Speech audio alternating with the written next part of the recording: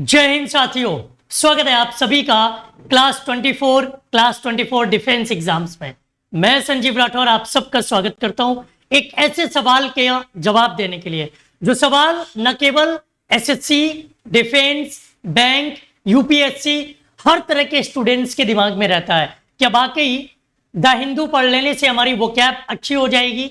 हम synonyms, antonyms, one word idioms या फिर फिल इन द ब्लैंक्स या ग्रामर के क्वेश्चंस का जवाब दे सकते हैं? क्या ऐसा हमेशा सही है या फिर इसमें भी अफवाहें रहती हैं, इसमें भी कंफ्यूजन हो सकती है, इसमें भी हम परेशानी में फंस सकते हैं, इसमें भी कहीं ना कहीं हमारी नजर में ये सच या झूठ वाली बात आएगी? तो मैं आपको बताऊं, पढ़ाई कभी बेकार नहीं जाती। जो भी आप पढ़ रहे हो, चाहे वो द हिंदू से पढ़ें, किसी इंग्लिश की स्टोरी से पढ़ें, किसी नॉवल से पढ़ें, किसी भी जगह किसी भी चीज से पढ़ें, आप हमेशा कुछ ना कुछ सीखेंगे।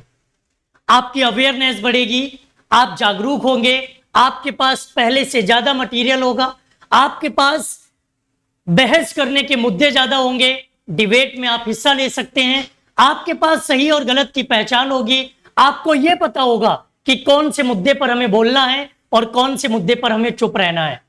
समाज में पहचान उसी की होती है जो मुद्दे पर सही और सटीक बोलता है, जो सही और अच्छे तरीके से बोलता है। अब रही बात वोकैब की, ये तो हो गया कि हाँ द हिंदू पढ़ना सही है, उससे आप वोकैब सीख सकते हो या नहीं, इसका जवाब हम आपको देते हैं। अब आपके सामने एक सवाल ये आता है, वोकैब आप किस एग्जाम के लिए पढ़ रहे हो? क्या वो आपका एसएससी का एग्जाम है, या फिर वो आपका बैंक का एग्जाम है, या फिर वो आपका डिफेंस का एग्जाम है, या फिर वो आपका रेलवे का एग्जाम, रेलवे में वोकैब नहीं है, या फिर वो आपका यूपीएससी का कोई एग्जाम है?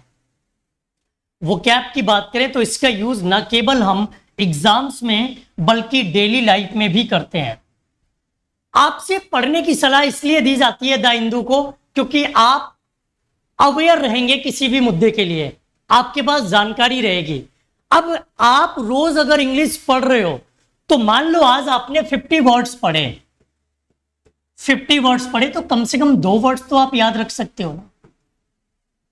अभी तो आप पढ़ ही नहीं रहे थे द हिंदू, आज से आपने पढ़ना स्टार्ट किया है, 50 वर्ड पढ़े, 50 में 2 ऐसे हैं जो आपने याद रख पाए।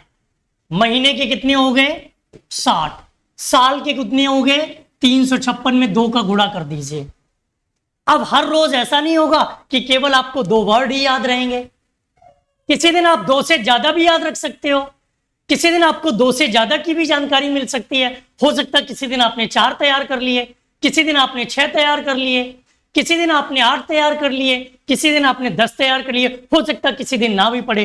तो मैं ये मान के चलता हूं कि ओवरऑल हर साल आप 1000 वर्ड्स अपने मेमोरी में सेव कर सकते हो। हुआ ना फायदा? तो द हिंदू अगर आप पढ़ रहे हो, कोई दूसरा न्यूज़पेपर पढ़ रहे हो, कोई स्टोरी पढ़ रहे हो इंग्लिश की, कोई नॉवल पढ़ रहे हो, तो इसका मतलब है कि आप कुछ ना कुछ नया सीख रहे हो, नए वर्ड्स अपनी मेमोरी में सेव कर रहे हो। अब डिसीजन क्या है ये हम नहीं बताएंगे, कमेंट करके आप बताएंगे कि द हिंदू पढ़ना सही है या गलत है। अगर आप भी चाहते हैं कि आप खुद से नहीं पढ़ पा रहे हो, आपसे खुद से तैयारी नहीं हो रही द हिंदू की, तो रोज सुबह 7 बजे इसी चैनल पर क्लास 24 पर आपके लिए द हिंदू के वोकैब लेकर आता हूं।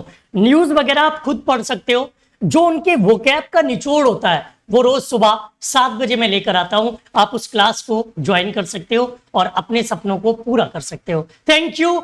जय हिंद।